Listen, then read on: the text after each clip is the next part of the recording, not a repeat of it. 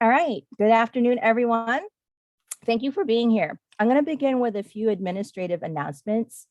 The event is recorded, so please mute your microphones when you're not speaking.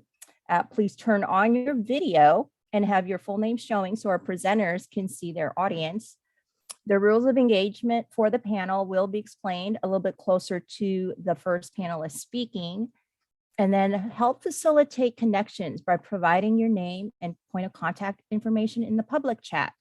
Also include what you offer or seek from the Purple Connection community. The chat will be saved before the end of the meeting. I'll clean it up of any superfluous conversations, and that will be shared to all attendees in an email tomorrow. All event registrants will receive a link to the recorded program in a few days. All right, I'm going to go ahead and begin the program. I am Emma Toops, Executive Chair for American Warriors and Facilitator for the Purple Connection. This event is hosted and sponsored by Toops Consulting, LLC. David and I are connectors, coaches, and consultants in Toops Consulting, and we thank you for being here. Welcome especially to those where this is your first Purple Connection. For our new attendees, thank the person who invited you as they felt that you might benefit or contribute to our community. And to our regulars, it's good to see you again. Here is the event agenda. First, I'll do an introduction to American Warriors and the Purple Connection. Then we'll have an educational networking program with 3 organizational representatives, followed by a Q&A with the panel and community. I'll do some transition tips and then start closing up the event with some ways to get involved, as well as future event announcements and a wrap up.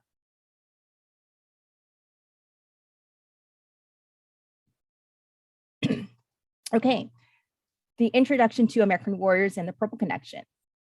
American Warriors is a special interest group of the ACA Business Club, which is a private club with the philosophy that business flows out of relationships. People do business with those that they know, like, and trust. Thus, members are committed to creating solid connections by learning and practicing the fundamentals of strategic networking and relationship building. American Warriors then are club members who have an affinity with or support those who have served our country in military or public service. The mission statement is that we provide educational and networking opportunities for patriotic citizens who are leaders in business and support the transition into private and public sector business for active duty service members and first responders. The Purple Connection is one vehicle that the American Warriors do to fulfill its mission. The challenges of transitioning from the military is a very well-researched problem. It's evident by the multitude of military support nonprofits and community organizations that provide services to address those challenges. Driving Community Impact was a white paper that was published in April of 2015 by the IVMF of Syracuse University. They determined in that study, after several years of research and thousands of surveys, that the leading gap in services and support was not that there weren't enough of them, but they lacked connectedness of the services and support. Very often, transitioning military will feel a loss of purpose. They may feel isolated or misunderstood, or they feel overwhelmed for their need of help, but are disconnected or lack affinity to the people and culture of their new environment. So how do you solve this problem? You create a partnership of stakeholders who have a common goal for supporting American Warriors. The Purple Connection is a community of partnered stakeholders with a common focus of service, support, and care so that we can effectively address the challenges of transition.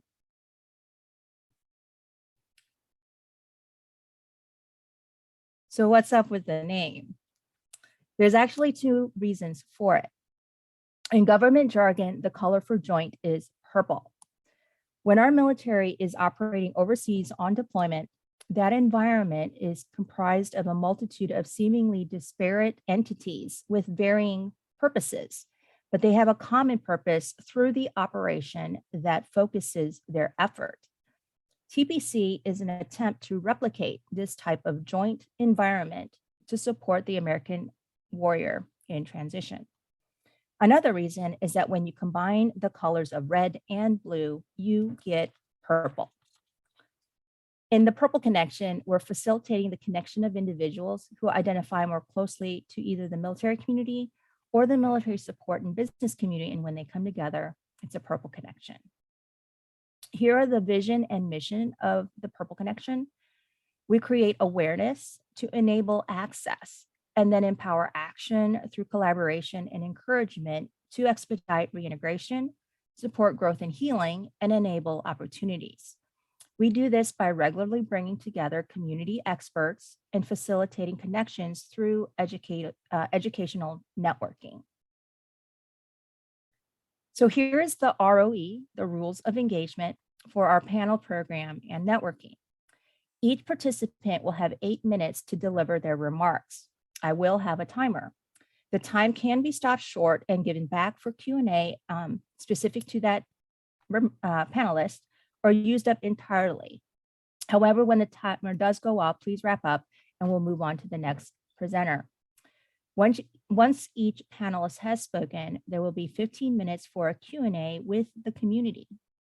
So if you're uncomfortable with public speaking or you want to remain anonymous with your question, you can private chat or you can put it in the public chat and I will ask your question for you. Please be succinct in your questions and direct them to the specific panelist, or if it's a little bit more general question regarding transition, you can address the community. If you have a complicated question, you may ask it to uncover if there is a subject matter expert in the audience. But if a response would take longer than 2 minutes to address the question or issue, I'll recommend that follow-up is done after the event. After the Q&A, I will provide transition tips, which is an educational segment for paradigm or process shifts, or maybe recommendations for resources that apply to the topic of the day, which is bookkeeping and accounting. After the presentations, if you have not already, go ahead and share in the public chat your point of contact information and how you serve or need support from the community. The chat will be saved and all attendees will get a cleaned up copy in a future email, so you can follow up with each other as you like. I will do event announcements and then wrap up the event. All right, we will start with our veteran entrepreneur. Vivian Pyle is the owner of Vivian Says Solutions, LLC. She is a Gulf War veteran and provides business solutions that utilize Excel and Access databases. Vivian, I see you're on. How are you today? I'm doing great, Emma. Thank you. Appreciate All right. You have 8 minutes for your remarks. Okay. Hi, everybody. I'm Vivian Pyle. I am a Gulf War veteran, as Emma was saying. And I'm also a 100% disabled vet, so I can offer some insight in that as well. I am an entrepreneur. I help businesses with manage their data, either in a spreadsheet or in a database or a combination of the two. And as an other side gig, I also build websites for entrepreneurs and small businesses. So it's just something I like to do. And if you ask me to choose between being a data expert and a WordPress expert, I couldn't choose. So I love doing both equally. So I want to talk today about the budgeting differences between being in the military and active duty in the military and being a civilian. And I personally had the opportunity and took advantage of it of being in the corporate world before I was actually on active duty.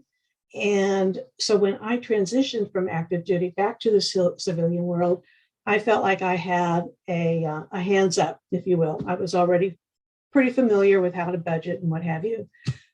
What I discovered, though, along the way in my corporate world is many military personnel enlisted and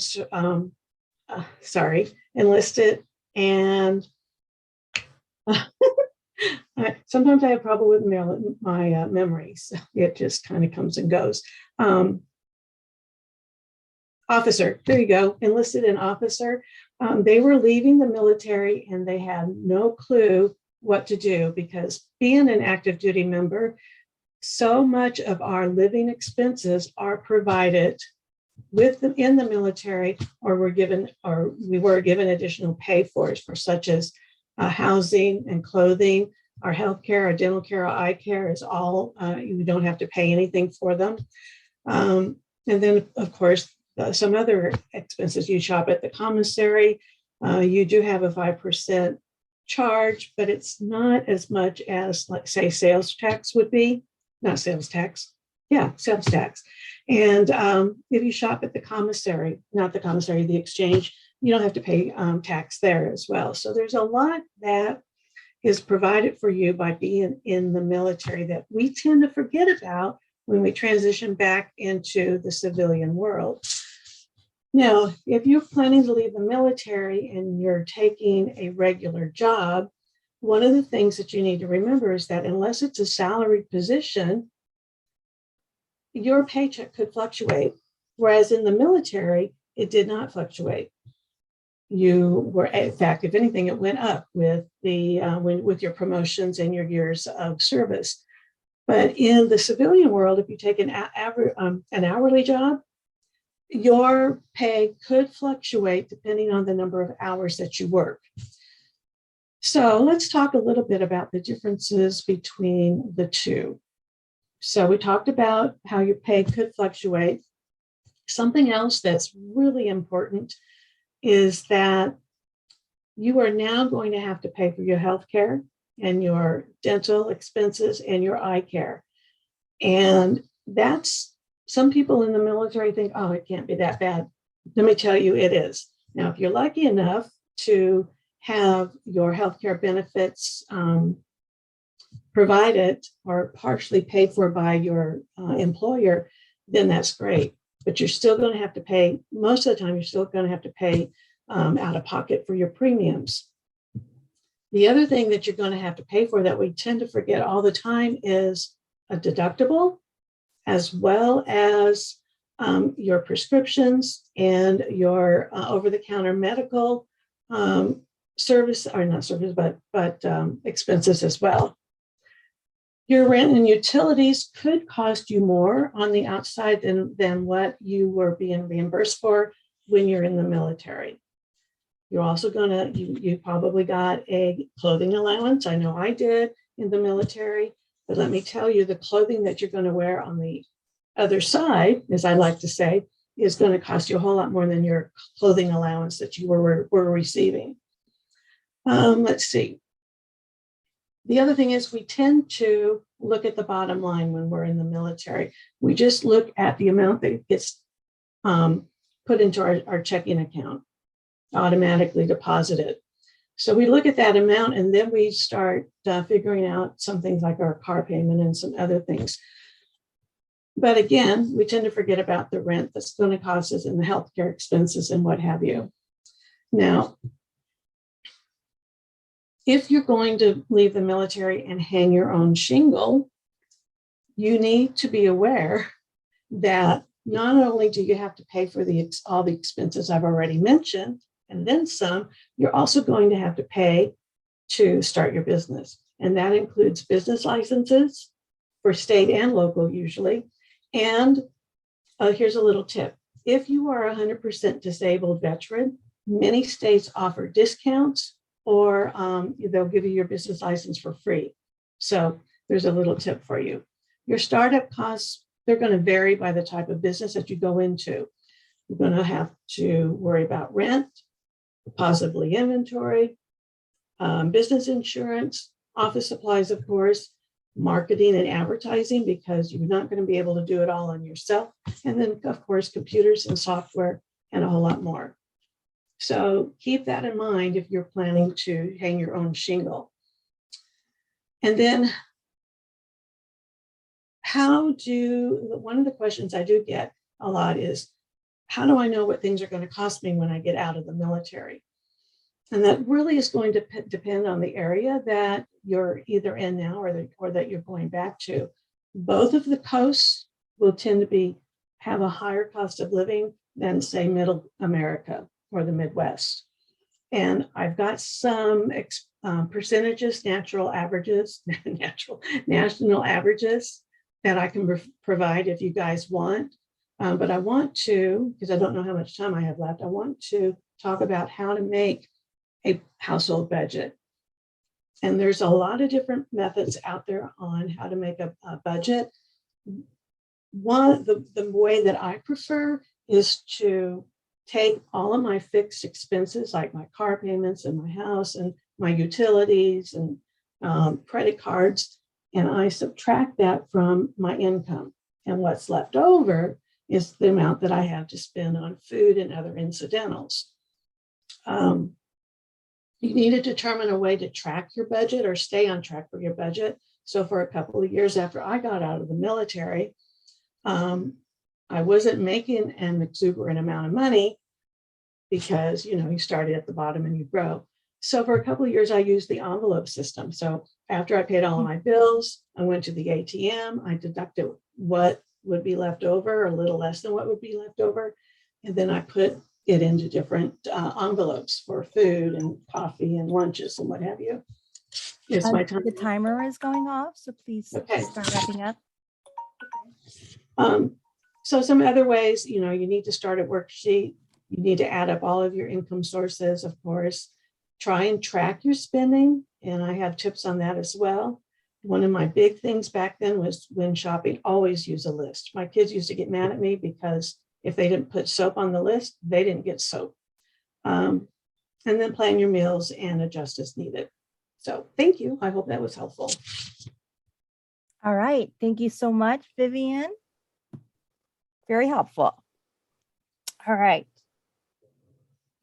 Our next presenter is going to be our community organization. Alfonso Orenday is a development counselor for Grand Canyon University and is a currently serving company executive officer in the New Mexico National Guard. He'll be sharing with us today various education program opportunities within their business college and overall university resources. Alfonso? Awesome. Thank you so much, Emma. Thank you again for having Grand Canyon University be able to speak today. So what I'll go ahead and cover real quick is who we are as a university. So Grand Canyon University is a private Christian university out of Phoenix, Arizona. That's where our main campus is. But since 1949, the university started transitioning into an online modality. Knowing that was the way of the future, we have over 200 programs that are online. And these are geared towards the working professional. So that includes from the bachelor's all the way to the doctoral level. These classes are designed for those that have family, those are still serving in the military, those that are looking to advance their career in one shape or another. So where we come in as development counselors is we work and we live and work in the communities around. So all over the US, we have counselors like myself who are walking our military through some sort of transition, but also through the enrollment process. So the way I like to explain it is we're with you from application to graduation. We receive all your transcripts. We walk you through your VA benefits, walk you through requesting joint service transcripts, finding scholarships, opportunities that are in the community. So what I really love about my job is I do a lot of community outreach. I work and live in the community that I am in. I'm actually covering for a counselor that we had recently leave the university. So I'm actually out of the Fort Bliss area. So if any of you have cycled through the military at one point or another, you ended up somewhere here near Fort Bliss. So out here, that's what I do. I work with communities. I pass on the resources to my students, and that's really what I love about being able to go above and beyond. Is if I can't find a program for you here at the university, I will work with you to find a university, to find a certificate, a program, maybe a community organization, or even employment, to help you get that leg up on and really pay it forward, because that's what happened to me during my wife's transition out of active duty, during my transition from active service in the National Guard. It was about 8 months on, and then having to transition in a 4-month transition, make the same amount of cost of living. So BAH was gone, having to pay, like Vivian had mentioned, pay for all these housing additional expenses that we weren't really tracking the entire time. So that's just a little bit about me and my way of paying it forward from a university standpoint. Now, at the university, for the accounting and bookkeeping topic, we have the Colangelo College of Business. Now that we have I believe there's over almost 16 different programs at the bachelor's level and 10 at the master's level. So anywhere from accounting, finance, economics, we have sports management, business management, and at the MBA level, you also have the emphasis areas in finance, accounting as well.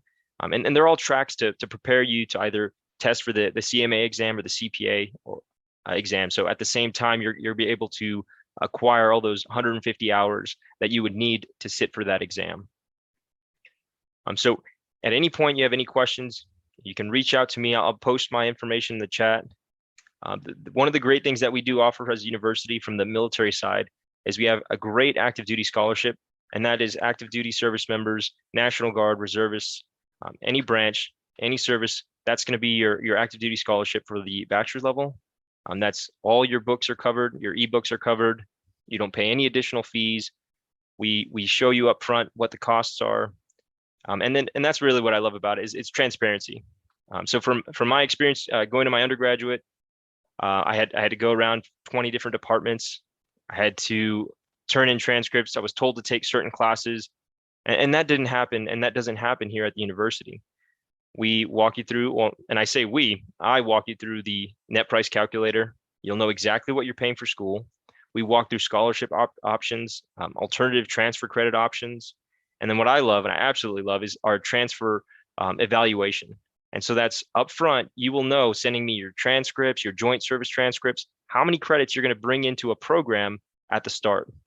And these programs are regionally accredited. We have been regionally accredited since the start of our university. We've never come close to losing that accreditation. We're Division I for sports out here in the Phoenix area. In my previous alumni, I'm an NMSU, New Mexico State University alumni. So now I'm competing. I'm a split house in the NCAA, but that's it happens. So the great thing about it is regionally accredited, and then like I had mentioned, one class at a time, 8-week-long courses. They're designed for the working professional. Undergraduate program for me, it wasn't so hot in school, balancing the military as well. So I didn't take it as serious, but now got to the master's level and decided I'm going to take this one step at a time. Take those baby steps, and lo and behold, I'm 4 classes away from graduating with my master's. So that's what I like to pay forward to the rest of the military community, especially the younger soldiers that are transitioning out, that may not have a plan initially, right? We don't have a plan. We don't know what we're trying to do. So I try to connect, and ultimately my goal for you is going to be save you time and money in any way that I can. Scholarships, community scholarships, just reach out to me. That's what I'm here for. All right, so I got my contact information. I believe I'm still good on time. I have about a couple minutes, 1 minute exactly. I will say that here in the Fort Bliss community, I put together a resource fair that's going to be an in-person and virtual. And I know you all are out in Kansas, but feel free to hop in on that virtual call as well. I'll be able to shoot that email out to everyone. But they're just additional resources, employment resources, housing resources, veterans claims, other organizations that are nationwide. And you can look in your local community to see if those may be of assistance to you or anybody else that in the military. Awesome. I think I covered everything. I'll go ahead and hand it off to Emma. I'll leave that extra minute for any questions. Okay, very good. Very good. I have a question specific to you as a speaker. Since you do have an on-campus university resource, does that include ROTC programs? Absolutely. We are a Yellow Ribbon School, and that does include our Army ROTC program on campus. Okay. All right. And then, so with the National Guard, is there like a simultaneous membership program or whatnot, as far as being in the reserve component and also being in the track for being an officer? Correct. So with the ROTC program, you do have that option to be an SMP program. That's actually something I did when I was going through transitioning from enlisted to officer. I went through the ROTC program. I did the SMP route as well. So that's a great option that we have also at the Grand Canyon University. Okay, very good. All right. Well, we have about 20 seconds left on your 8 minutes. Very great job on that information share. Thank you. We'll move on to our third presenter. Okay, our third presenter is our military-friendly company. Elaine Kovacs is an account manager with Fulling Management and Accounting. Elaine, are you there? I thought I saw you. Yep, I'm here. Okay. Sorry, I had to unmute myself. Sure. My name is Elaine Kovacs. I am an account manager at Fulling Management and Accounting. We are a accounting firm out of Olathe, Kansas, but I live in Ohio because our clients are all throughout the country. So I am a remote worker. I have been at Fulling for about a year, but I have been in the accounting field for about 30 years. So I've spent some years doing private accounting where I worked at a company and was in their accounting department. And I spent 20 years doing public accounting where I did tax accounting for small businesses. So the last 20 years, I've worked with a lot of small businesses, and that's been my main focus. Fulling Management and Accounting is a accounting firm that we offer outsourcing. So we do accounting outsourcing, which means we have clients, but we are their accounting departments. So we don't do tax, we don't do that, but many small business owners don't know how to do the accounting part. And that's where we come in and we are their accounting departments. They can't afford to have a CFO or a controller. So that's where we come in and we're able to do that at an outsource level, which allows them to be able to afford to have that. We work in many different industries.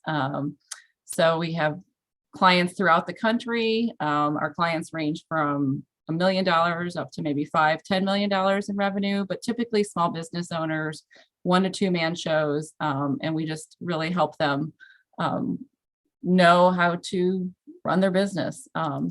Our mission is, we help clients make sense of their numbers, grow their profits, and pretty much provide peace of mind. In the last 20 years, I can't tell you how many times I have talked to clients who have a tax accountant or just their accountant that does their taxes at the end of the year, and they wouldn't be able to tell you what their sales are, what their profit is. And it's really difficult to run a business like that. And that's where we come in. We are able to provide that to them.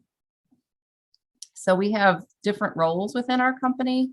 And if you would transition into the accounting world, you would be able to see that we have bookkeepers, staff accountants and controllers, account managers, which is what I do, and then we have directors as well.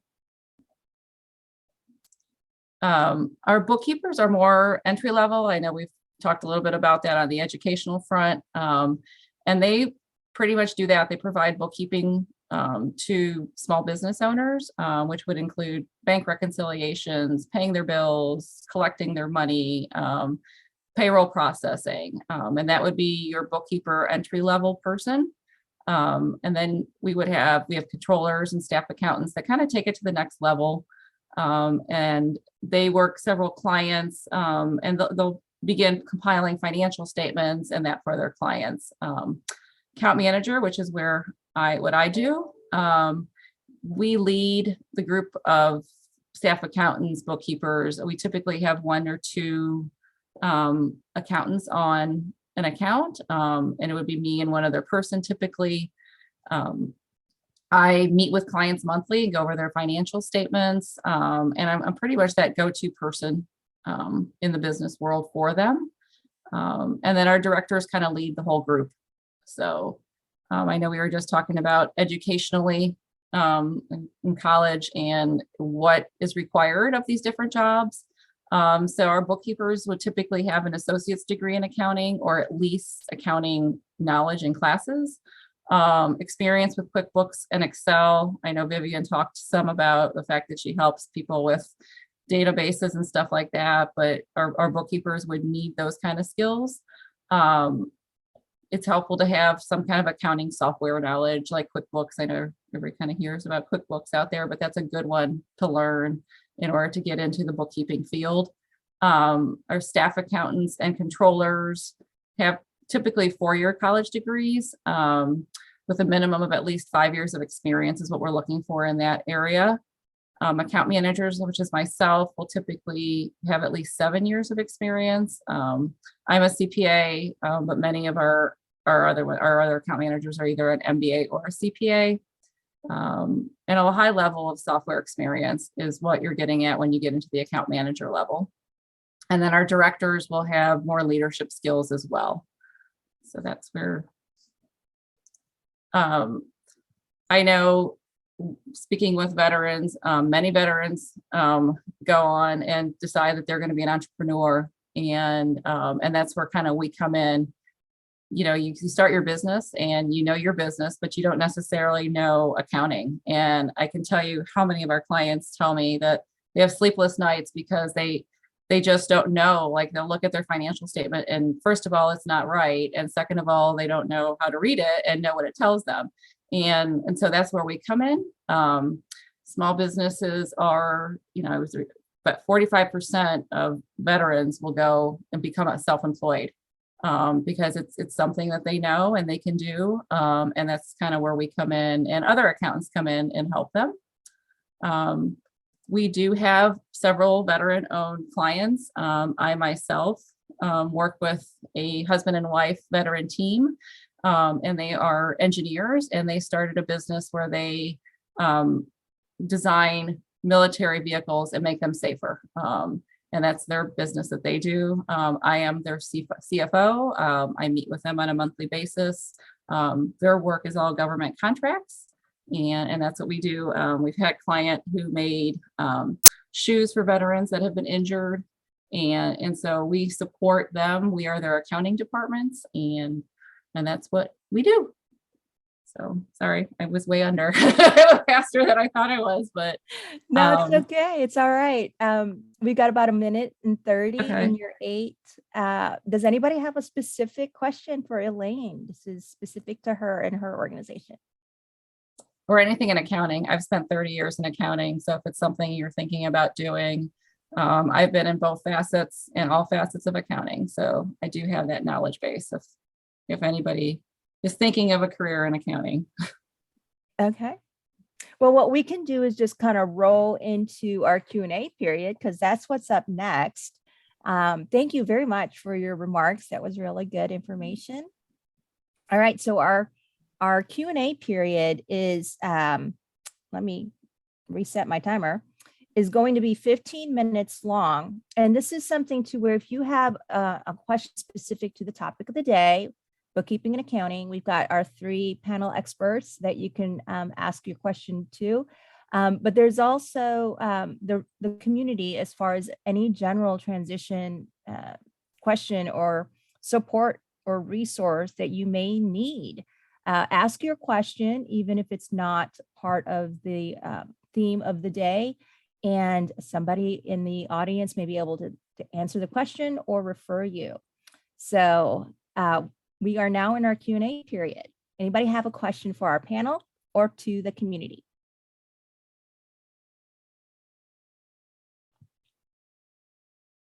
Okay, well, I can always start. I always have tons of questions. All right, so my question is to Vivian. So Vivian, we know that you spent a lot of your time to educate us on just some paradigm shifts and whatnot, and that was really good information, but we didn't really learn a lot about your business other than you kind of do tools and technology solutions.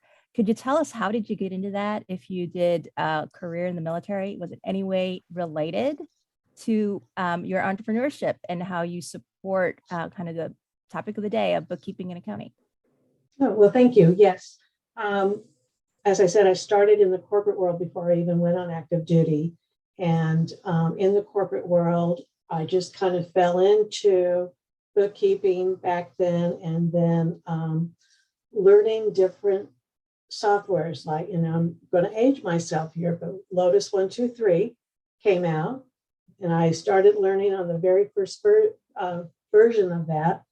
Took a class to learn more, and I ended up helping the instructor more than the information that he gave me. And I just kind of took it from there. Of course, Excel came out, and it kind of blew Lotus 123 out of the water. And then I was in the reserves, and I was activated for Desert Storm and the Gulf War. And in the reserves, my job was financial, getting the soldiers paid. And Desert Storm and the Gulf War was just a financial nightmare. We were activating soldiers left and right. It didn't matter what your rank was or what your job was. And then we were taking forever to get them paid. There was a huge backlog. So they activated me for that. And I then stayed in the active reserves. And I actually worked at the Reserve Center in Independence and helped them. I helped them with financial and administrative type stuff. And I also helped them with training. So I did some training on using different software, and I did some training, of course, for the reserve weekends. And then that just kind of transitioned. When I got out of the military, I happened to get a job teaching adult education, teaching Excel, and it just grew from there. I actually spent nearly 20 years at Johnson County Community College in the wow. education department. And I would get students that would come in and take the advanced Excel or database class, and they would go, I don't want anything to do with it. I want you to do it for me. So I had to and that's actually how I started my business. Very good. Very good. Okay.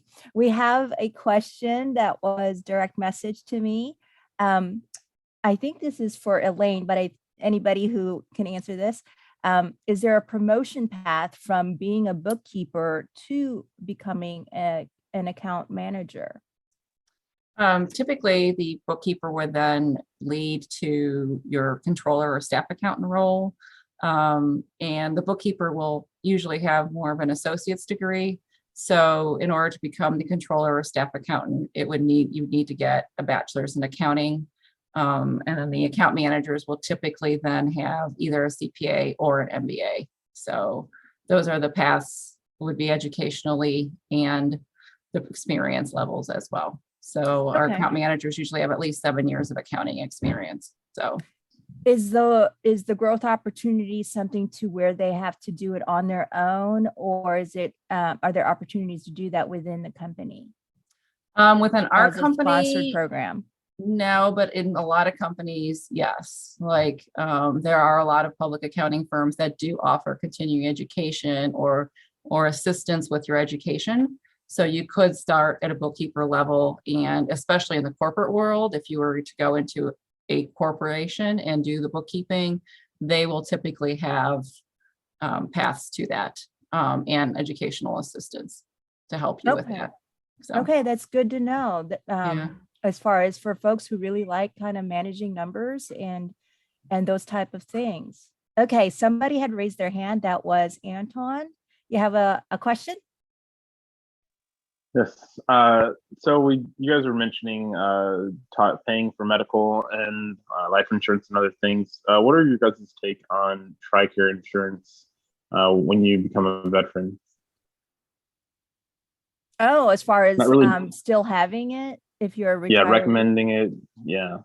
Anybody have any thoughts on that? Or Sure. We've got a couple folks in the community who are retirees. I am one, and I still use TRICARE insurance. And I also have an option to go to the VA I've got Service Connection. So when you have access to TRICARE as an insurance provider, it is a good option.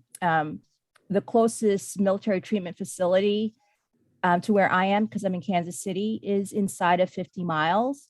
So I actually am eligible for TRICARE Prime because of that proximity to an MTF. Other folks who are eligible for TRICARE insurance, but are outside of that 50-mile radius of an MTF, still has really great benefits because of the network that that they're able to get referrals into. So that's kind of my say on it. I think it's a great resource if you're eligible for it. Mark and David, anybody else who can contribute? I forgot to mention in my presentation that if you're 100% disabled vet, of course you get veterans benefits, but your family can get also free healthcare. So that is a little perk that a lot of people don't know about. And you hear good and bad. Well, my husband has it. I can tell you, he often says he has better healthcare than I do because I have to go to a VA or a military facility unless it's outsourced community. So just want to throw that out there if anybody knows of anybody who's 100%. Mark, do you have a comment to that? I know you have access to TRICARE. Yeah, sure do. I've got TRICARE Select, I believe. But there's no question you need to get TRICARE. I mean, when you start looking at employer offered healthcare plans, if you have a family, they can go over $1,000 a month really quickly per month. Whereas TRICARE, I think it's $300 a year. For I think an individual, I don't know what the exact, but you can go through your TRICARE personnel to see how much those are. But yeah, that's just one of those no-brainer type things that you should take advantage of, definitely. Yeah. Last month's topic of the day was insurance, and that was something that we put a little bit of a perspective on, as far as the fact that the government provides health and life insurance for us, and the options available and the cost of all the various insurances that are out there as an option to buy. I had no idea insurance costs that much until I was out. I actually went into insurance as my first opportunity out of the military, because I realized, this is a significant knowledge gap for men and women coming out of the military. So good question. There's plenty of folks who go into financial management or financial services after they get out of the military, because that is an area that there's a lot of details that you may or may not even be aware of, because they're hidden within your entitlements and benefits. And I'll talk a little bit more about that in the transition tips. Thank you. Yeah. Was there another question? I thought I saw another hand up. David, did you want to say something? Yeah, just briefly, there's a lot of little things, like you said, when you go into financial services, you find out. Like I just posted, you have 120 days where you can roll your SGLI. If you're getting med boarded out, they come to put it in place before you transition out, or you end up like me having 2 different forms of cancer and you can't get any type of benefits like that. The other thing that I just wanted to mention to everybody is that we have a 8-page PDF of links to various service organizations that was put together by veterans and their families who receive services from them, and highly recommend them. And I'd be happy to put that out or email it to anybody if you wish to have it. It's another one of those networking type things that I don't have to be the expert. I like to stay in my own lane, but I'm like, know people. The only thing that we forgot to do is put the points of contacts. But if we keep it in a PDF, you can click on the links, and links will take you directly to their website. Sure. Go ahead and if you have something that is accessible online to share, put that in the chat, and that will go out in the document that I'll send out to everyone who attends. So I don't know how to do such things. I'm an old dog, and technology is new tricks.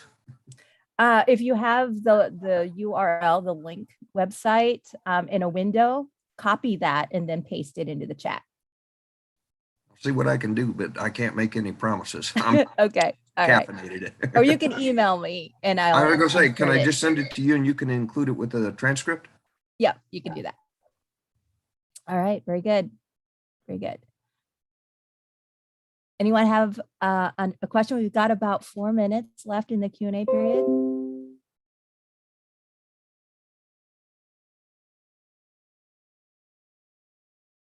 Another question to the panel or to the community?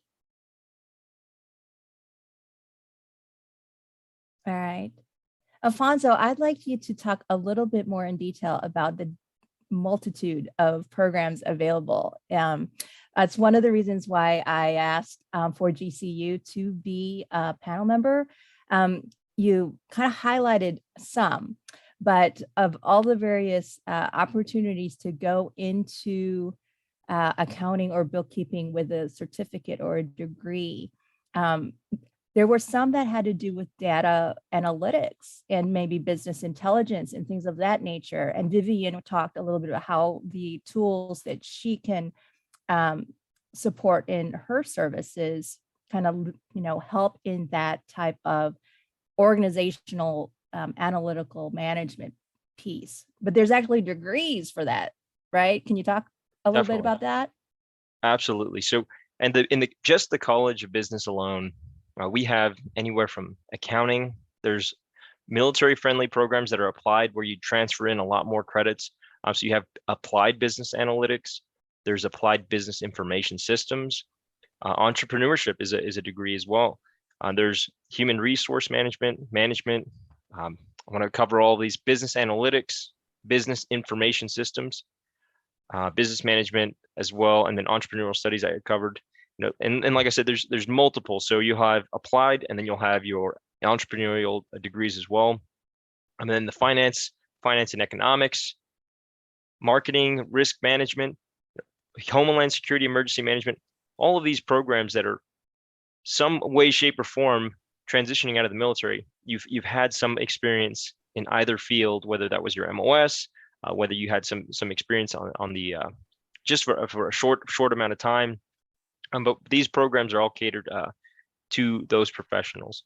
So is there anything specific that you wanted to know about in terms of a specific program?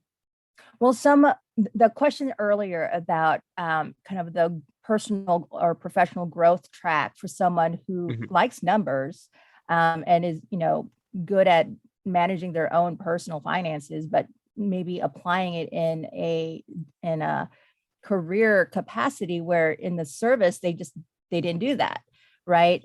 But knowing where they could bring some of that just personal interest or number savviness into a certificate, or into a degree that then puts them on a career path of bookkeeping and accounting and the potential in that industry. Definitely. And so that the accounting program is actually designed to start at the bachelor's level. So we don't have any associate's programs. We start from the bachelor level, and then it moves on to transitioning into the master's of accounting or either the MBA with an emphasis in accounting. And both tracks are designed to hit those 150 hours that are required. And I'm sure Elaine can talk a little bit more in terms of CPA requirements for that exam. But the program will set you up with a few capstones as you get into your master's program to allow you to be prepared for that exam. All right, very good. We are 10 seconds from the timer going off. So I will do, I'll just cancel that and we can move on to the next part of the program, which is the transition tips. All right, so today's transition tips are going to be on paradigm shifts that you may need to make regarding the ideas and actions pertinent to bookkeeping and accounting. Some of what I'm going to share are just going to be reiterating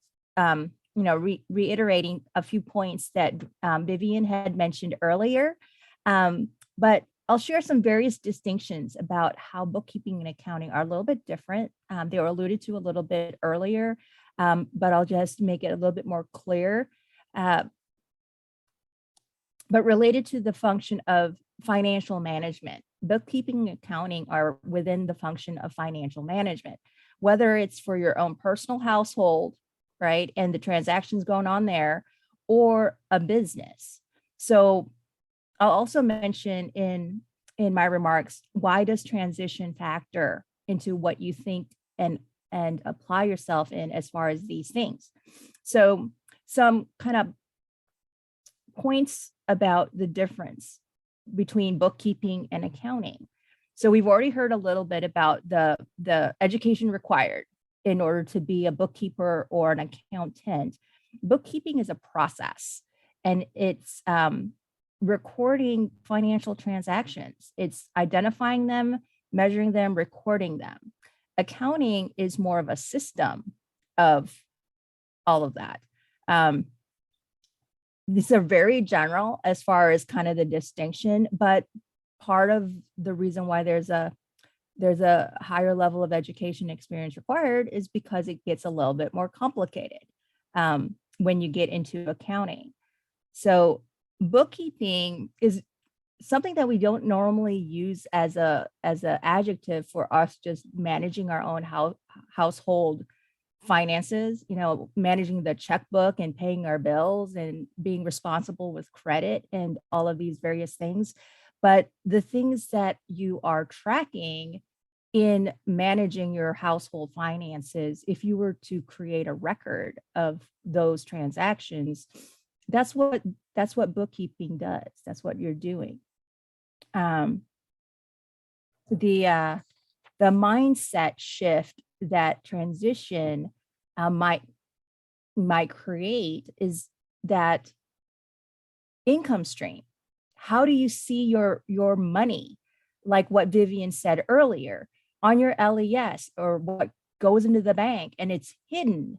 It's hidden as far as what all those various transactions would have been if the government wasn't already covering the cost of the transaction, what it costs and what you would have to pay for it. So that's a little bit of the paradigm shift that you have to have when you're creating a budget, when you're looking to negotiate what kind of levels of compensation do you actually really need in order to continue to live at the lifestyle standard of living that you're used to.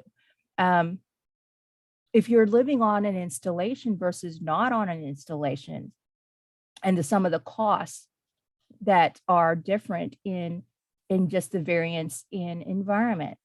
So these various things that you're tracking in your household, it's streams of income, liabilities, investments, and expenses to plan a budget and make financial decisions to support your goals.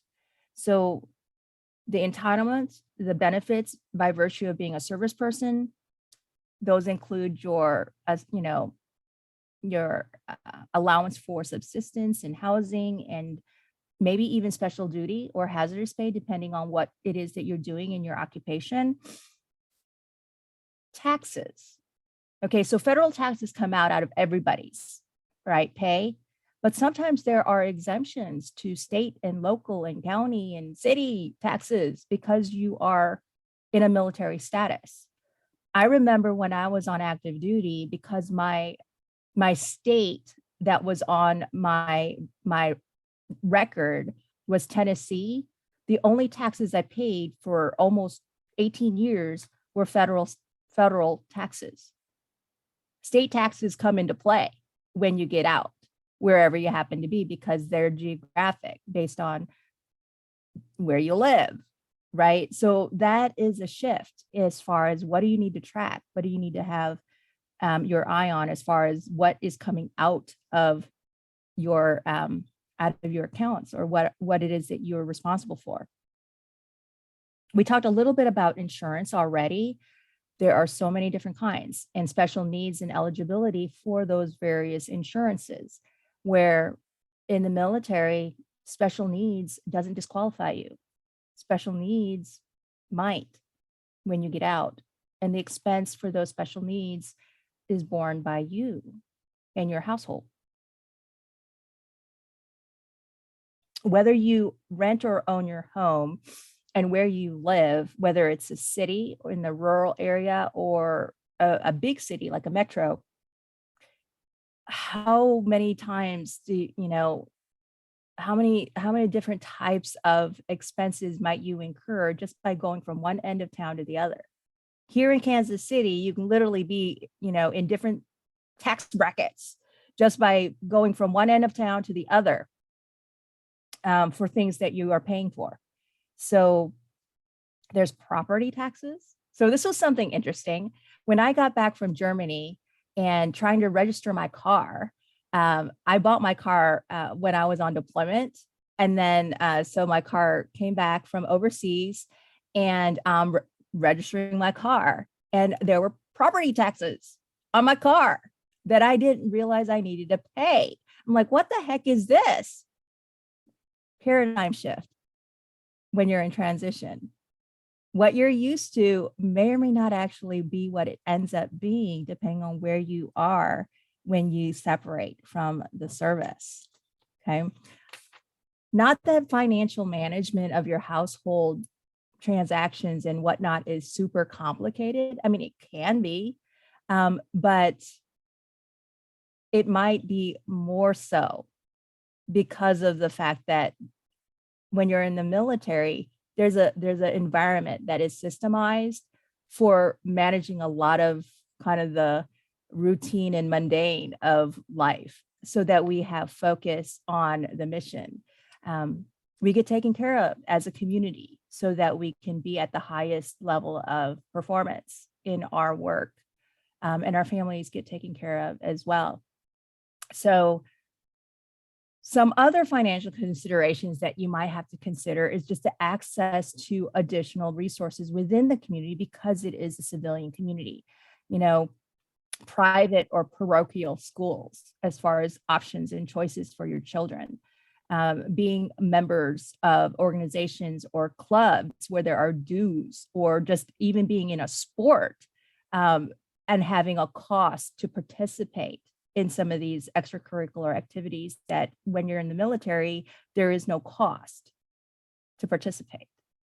There may be considerations for your aging parents or plans for your own retirement if you're not separating on a retirement, investments to support your future goals or your children, or, going back to school, equipping yourself with greater skills and abilities and things of that nature.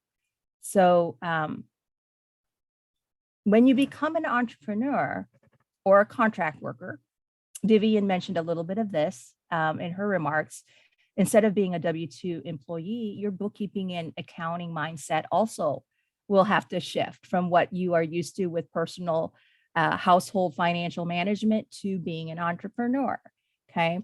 Is an Excel or Access resource going to be sufficient to manage your business financial management, or are you going to need something that's a little bit more sophisticated? Might you need an accountant, right? You have to have a clear understanding of your financial position in the business in order to have business intelligence for your well-informed decision-making. It could be very consequential if you do not have a good, solid understanding of your financial position. So the big topic, obviously lots of things to consider because it's very personalized, right? It's very personalized due to individual habits and behaviors, geography, whatever your goals and objectives or requirements are as far as your expectations for standard of living, and whatever your risk tolerance is. So whether the financial picture that you have to apply your bookkeeping and accounting to is for your household or for a business, recognize that there may be some shifts that you have to make in your understanding of those things. Maybe some general instruction or some technical tools may be sufficient, or you may need some direct assistance or delegated responsibility through a service provider, an expert in the community. And we have experts here in the Purple Connection as well, probably in the community at large where you happen to be. Be cognizant of what those gaps may be in your knowledge, and then seek out the appropriate support that you need for well-informed decision-making. All right. We will move on from the transition tips, and I'll start wrapping up the event. Okay. If you're interested in continuing to participate more intentionally in facilitated conversations on various transition topics, I invite you to become an American Warrior of the ACA Business Club. Being a member of the club affords you with many benefits. You have access to the ACA Business Club facility, any of them where we may have them. We have them in other states as well as locations overseas now. You have access to over 20 interest groups where American Warriors is only one. You can join a business development team, and you have access to all the various organized and sponsored events of the club, and access to the directory of the club members wherever they happen to be. There's plenty of opportunities to engage virtually or in person for networking and learning every single week. And there are opportunities for leadership if you want to step up to a group, a team, or a club's leadership opportunities. The Purple Connection and Strengths Profile workshops are sponsored, organized, and facilitated by me in Toops Consulting. And all American Warriors are encouraged to attend and invite guests to participate in those as often as they like. Other engagement opportunities are the American Warriors social and guest speaker program, the monthly discussion roundtable, as well as opportunities to step up into leadership in the American Warriors interest group at either the club or executive committee. For future events, next week is the American Warriors social and guest speaker program. This is in lieu of our monthly discussion roundtable. I'll talk a little bit about that in the next slide with some additional details. The Intro to Strengths Profile workshop is now on demand. If you or a group that you represent are interested in learning a little bit more about the Strengths Profile assessment, I can coordinate to do that workshop for you on demand, in person or through a virtual opportunity. And then, of course, the Purple Connection, which is this event. It's the third Thursday every month. It is virtual and will remain virtual as an opportunity to network and learn. So next week, the February 24th, the social and guest speaker program, this is going to be an in-person event at the Overland Park ACA Club. There'll be networking, food and drink. The program is going to be 5 veterans who speak to their transition story a little bit, what their expectation was, how it actually played out, and where are they today as far as their new purpose and passion in how they show up in their communities. The program will be recorded, so if you're not local to Greater Kansas City, you can register and have access to the recording and hear these veterans speak and tell their story.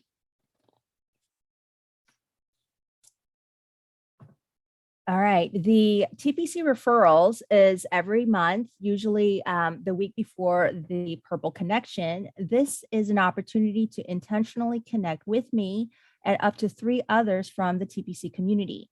It is kind of speed networking. It's a 20-minute appointment and 2 rounds where in each round, people have the opportunity to make an introduction, make an ask as far as something that they are seeking in support or guidance.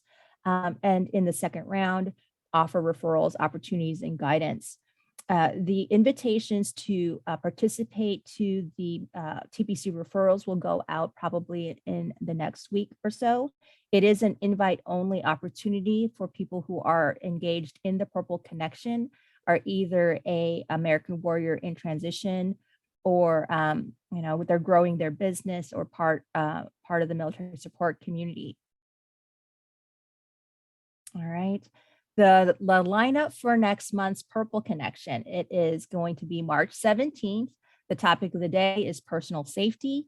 Our veteran entrepreneur is Anthony Welsh. He's the owner of Dragon's Hand Self-Defense Concepts.